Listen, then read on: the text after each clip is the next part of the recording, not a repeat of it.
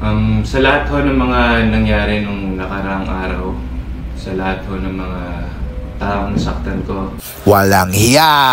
Makikita natin sa bidyong ito ang paghingi ng paumanhin ng isang kupal, walang kwenta, manloloko, hinira ng relasyon, ng may karelasyon, kupal pa sa kupal, natambay dito sa amin, pero mas kupal si Jennings at tila ba isang napakalaking gago. Oo, lahat tama kayo. Lahat ng kulot, salot. Sa ngayon, nagbigay siya ng pahayag na humihingi siya ng sorry sa dalawang babae na niloko niya. Gago!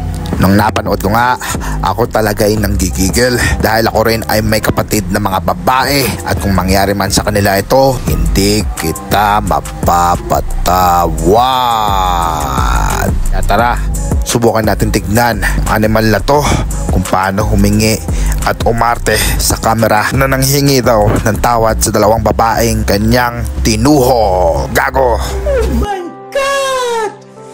Wow! especially po si Maris at si Jam. Humihingi ho ako ng tawad sa dalawang babae. And sa mga lahat po ng mga nadamay ko din po. Yun lamang po. Sorry po ulit.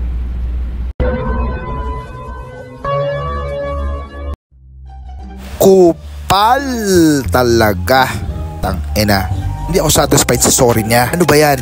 Sino-sino na lang nadadamay? Ano sa Rico Blanco? Buti na lang tahimik at matured na. Walang hiya ka talaga, Jennings, Anthony. Hindi mo man lang inisip bago kayo maglandian, meron ka ring kapartner. At si Maris Racal naman nagpalandi agad-agad. Napakadali mong makuha, iha. Yan.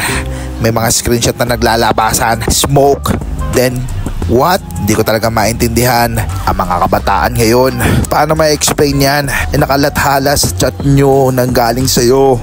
Kayo mga kadedma, kung meron kayong kapatid na babae, kaya nyo bang protektahan sa mga katulad ni Jennings, Anthony? Paano? Sige, comment down below sa kupal na yan.